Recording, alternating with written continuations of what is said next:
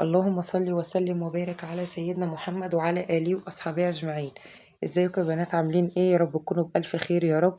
طالعة النهاردة بس عشان اطمنكم على ماما، الحمد لله عملت العملية على خير وربنا عدها على خير الحمد لله. رحنا نزلنا النهاردة بقى، رحنا المستشفى كانت حوالي الساعة 6 الصبح. هي بتخش المستشفى حوالي الساعة 7، فلازم نكون هناك يعني قبل الميعاد، عشان هي العملية بتاخدش وقت خالص، بتاخدش ربع ساعة ولا نص ساعة. بس التحضيرات بقى والإجراءات والأوراق، لأنها مستشفى حكومة وهي مش لوحدها، بيبقى في كذا حد بيخش معاها، كذا حالة كمان يعني وكده، فبيبقى بالدور يعني. الحمد والشكر لله ربنا عدها على خير، ومسافة ما دخلت العمليات ما خدتش وقت، وطلعت وطمنا عليها الحمد لله. وروحنا البيت، كان أذان الظهر ادن علينا تقريبا كنا في البيت الحمد لله. بس فروّحنا بقى، طبعًا هي ما كانت صايمة، ما كلتش ولا فطرت، جِبت لها عصير وجِبت لها فطار فطرت. حاجة خفيفة لإن هي دماغها تقيلة جدًا وعايزة تنام. أنتم عارفين البنج، وكمان شَكّة الإبرة يا عيني، هي كل اللي تاعبها وألمها شَكّة الإبرة اللي في جفن عينيها، لإن العملية أنتم عارفين في العين، فتاعباها أوي بصراحة. فأنا سِبتها ترتاح وبس. المهم بقى نزلت، قُلت بقى اليوم ده أنا مش هينفع إن أنا أعمل فيه أكل ودربكة وكده، قُلت أجيب لها أكل من برّه جاهز وبرضه هيبقى فيه غِذا وفايدة ليها.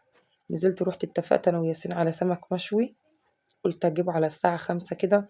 أنا طبعًا عقبال ما جينا وفطرنا وكده، نزلت السوق كانت حوالي الساعة 14:00. اتفقت على السمك وقُلت له إن إحنا هناخده على الساعة 17:00، وجِبت بقى خضار من السوق، جِبت سلطة وجِبت خضار وكده إن أنا أطلع أعمل سلطة. قُلت أطلع بقى أعمل شوية الرز اللهم صل على النبي، وأعمل السلطة، وبعد كده على الساعة 17:00 بابقى أبعت ياسين وروان يجيبوا لي السمك. في نفس الوقت هي حاجة فيها فايدة ليها، وبرضه ما بيبقاش دربكة وقلبان، لإنها عايزة ترتاح وبتبقى عايزة تنام. بس هي أنا بقى بصراحة ربنا بتصعب عليَّ، لإن القطرات اللي هُم كاتبينها لها، النوعين اللي كاتبينهم لها، المفروض إنها بتتحط ساعة وساعة، فأنا كل شوية أقلقها وأصحيها عشان أحط لها، وما ينفعش إن أنا أفوّت الجرعة. يعني الحمد والشكر لله. طبعًا أنا ما أقدرش إن أنا بُص مهما أعمل ومهما أخدم أمي، مش هاوفي اللي هي عملته معايا، مش هاوفي خدمتها ومراعيتها لينا من صغرنا، إن إحنا كبرنا وكبّرتنا وعلّمتنا وسطّرتنا، مش هاقدر أوفي كل ده. يعني دي حاجة بسيطة جدًا من اللي هي عملته معانا. وأتمنى إن أنا أفضل أخدمها طول عمري، ربنا يديها الصحة والعافية يا رب وطولة العمر، وأنا أفضل أخدمها طول عمري والله العظيم. كفاية بس الدعوة اللي بتدعاها لي، وكفاية بس رضا ربنا عليَّ، عشان أمي راضية عليَّ. الحمد والشكر لله. تعالوا بقى أقول لكم أنا عملت الرز هنا. بُص أنا باحب أعمل الرز أصفر، ما باحبوش أعمله رز صيادية، بس هي كانت المفاجأة بقى، هي تركاية فلتة بعيدة عني فلتت مني خالص. أنا باحط كركم وباحط كاري، بس أنا حطيت كركم وما حطيتش كاري، أنا حطيت بهارات كبسة. فوجئت بقى الريحة كده أمّا فحفحت وأنا باحمّرها مع البصل، لقيتها بهارات كبسة، بس والله العظيم طلع طعمه جميل، طلع طعمه حلو جدًا مع السمك. قُلت لهم عدّوها بقى، مش المهم إن الرز طعمه حلو، والله طعمه جميل مع السمك. يمكن أنتم لو تقصدوها وتجربوها هتلاقوا طعمها جميل. أنا ما باحبش أعمل رز الصيادية، يعني مش دايمًا إن أنا باعمله. باعمل لهم بقى السلطة الحلوة ديّة كده بالبصل والليمون والفلفل والجرجير والخيار، حاجة كده تفتح النِفس. نسيت أعمل لهم كمان سلطة الطحينة، تتعوّض بقى المرّة الجاية. بس أنا قُلت بقى حاجة زي كده بسيطة وسهلة النهارده، علشان طبعًا أنا ما شُفتش النوم، ما نمتش.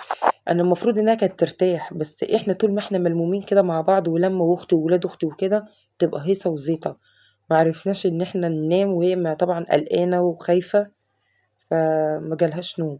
فضلنا قاعدين بقى معاها لغاية يا دوبك بيتهيأ لي ريّحت هي ساعة أو ساعتين، وبعد كده صحّيتها تاني عشان نمشي. وبعد كمان ما خلّصت فرش الشقة وكده واتعشينا، كل ده كان حوالي الساعة بقت 01:00.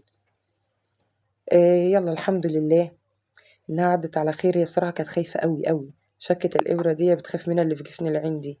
الحمد لله ربنا عدّاها على خير، وربنا ما يكتب عليها مستشفيات ولا دكاترة تاني، ربنا يشفيها ويعافيها يا رب.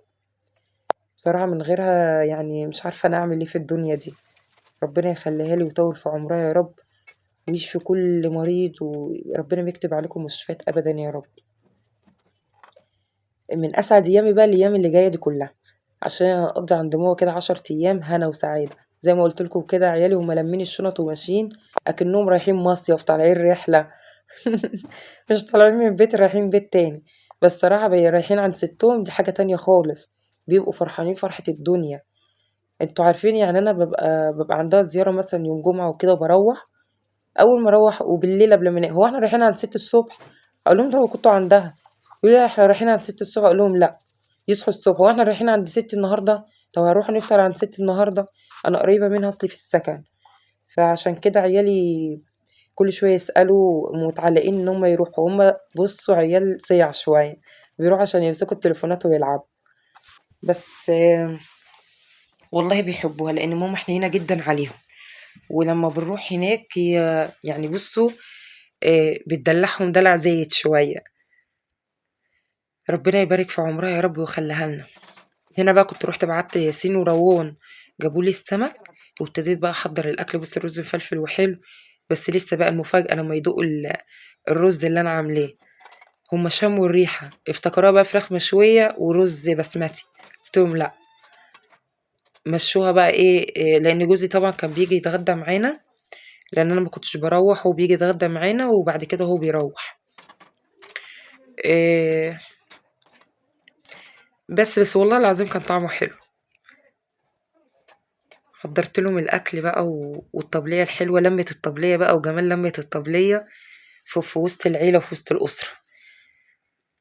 يعني ربنا ما يقطع لنا عادة أبدًا يا رب، وربنا ما يفرّقنا ويجعلنا ملمومين دايمًا يا رب على الطبلية الجميلة دي.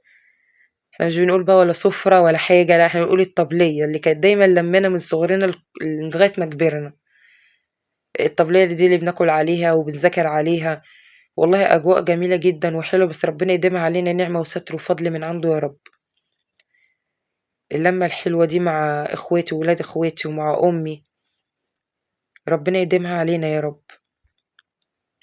بُصّي أنا بقى كنت ناديت على ياسين وروان ياخدوا منّي الأكل، أنا دايمًا باقول ياسين وروان ليه، لإن هُم الكبار يعتبر وبياخدوا منّي، لإن الصغيّرين لو خدوا منّي هالاقي الأكل كلّه متبعتر برّه في الصالة قبل ما يوصل الأوضة التانية.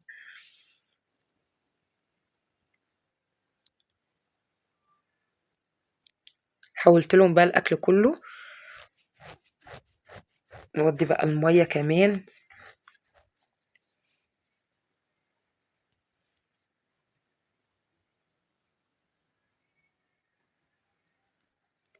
بُصّوا بقى الطبلية وأهم حاجة بُصّوا وخلّي بالكم برضه رصة الأكل كده تفتح النِفس. يعني ترصي الأكل رصة حلوة وتحطيها حطة حلوة كده تفتح النِفس، يا جماله يا جماله. اتفضلوا معانا بقى.